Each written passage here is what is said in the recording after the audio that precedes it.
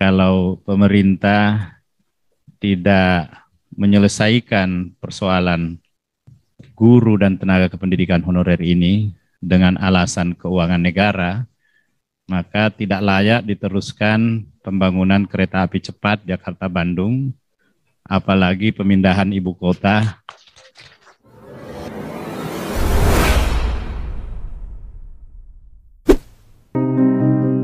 berdasarkan pada keprihatinan DPD RI terhadap kondisi nyata bagaimana guru dan tenaga pendidikan honorer di Indonesia masih dianakterikan oleh negara.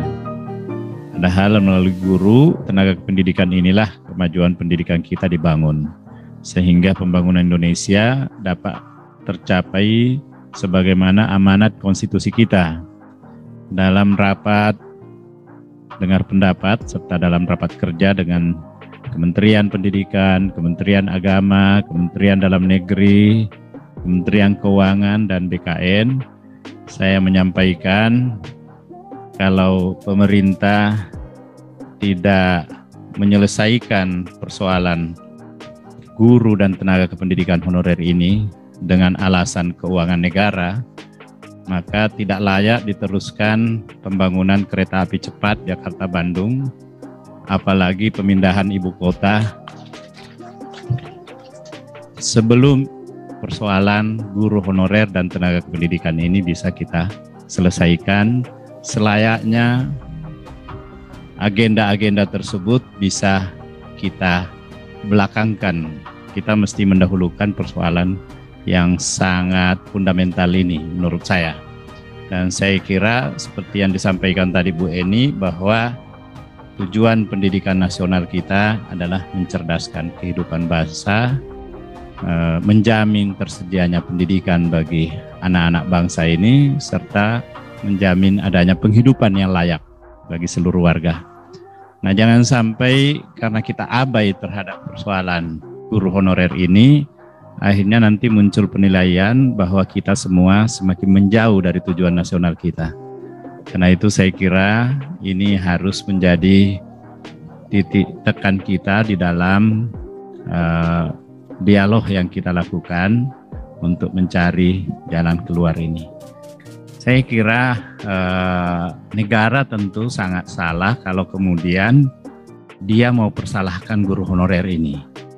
Karena kemarin ada satu dari pimpinan negara kita yang menyampaikan bahwa persoalan guru honorer ini adalah memang berat untuk dibantu karena kompetensinya sangat di bawah standar. Karena itulah dalam sistem pendidikan kita ini menjadi mengalami keterlambatan. Karena itu kita berada di peringkat ke-62 dari 72 negara di dalam penilaian PISA.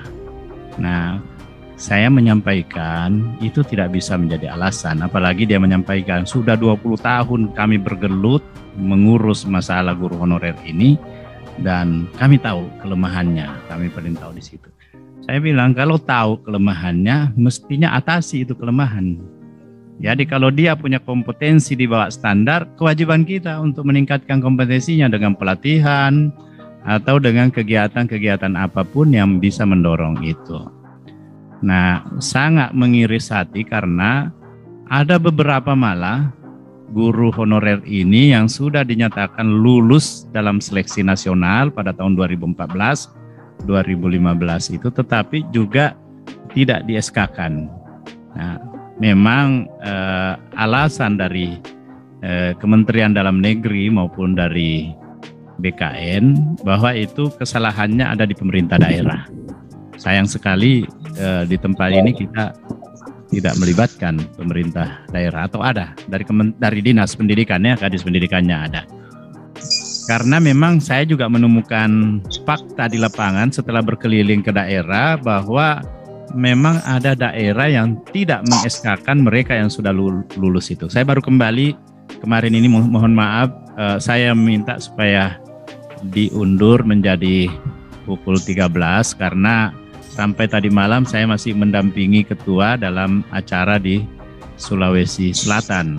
Jadi saya sangat khawatir tidak bisa mengejar last flight untuk ke sini, karena kalau itu yang terjadi saya tidak bisa berada pada jam 10. Karena itu saya minta untuk lebih aman kalau bisa diundur ke jam 1. Saya berterima kasih kepada panitia karena permintaan saya bisa dipenuhi sehingga saya bisa hadir bersama-sama dalam kesempatan ini. Jadi saya dengan ketua bertemu dengan Bupati Pangkajenek dan Kepulauan. Bupatinya baru terpilih, belum 1 tahun. Dan dia memberikan pengakuan bahwa ada memang warganya sejumlah 664 orang yang sudah dinyatakan lulus Panselnas, tetapi dia tidak di-SK-kan oleh bupatinya yang lama, yang dia gantikan. Nah, macam-macam lah. Setelah saya tanya BKN apa alasannya, saya tidak tahu, tapi kalau saya diminta menduga-duga ya, saya menduga karena yang dinyatakan lulus itu adalah bukan pendukung bupati. Jadi tidak di-SK-kan. Saya coba menelusuri sampai ke daerah. Ya betul, mereka yang lulus itu bukan yang direkomendasikan. Tapi karena pengumuman kelulusannya, Bu Rati, itu online, sehingga tidak ada lagi peluang untuk melakukan pergeseran-pergeseran seperti tahun-tahun sebelumnya. Nah, artinya ini orang ini yang tidak di-SK-kan, ini adalah korban.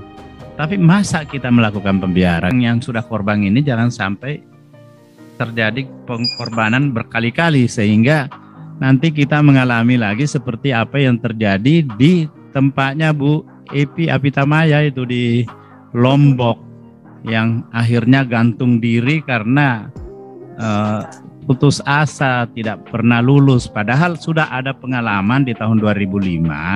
Mereka yang guru honorer itu tidak perlu lewat seleksi lagi, tapi langsung diangkat. Orang sudah mengabdi kok bertahun-tahun. Sudah mengabdi puluhan tahun. Loh, masa membiarkan dengan pengabdiannya yang luar biasa? Kalau masih ada hati nurani, saya kira ya jangan hanya hati nurani dalam bentuk partai, tapi betul-betul hati nurani yang sungguh-sungguh.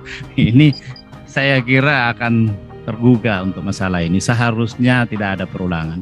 Karena itu, tapi kita sudah mendapatkan janji dari kementerian semuanya berkoordinasi dan menyatakan bahwa ini akan tuntas paling lambat 2023.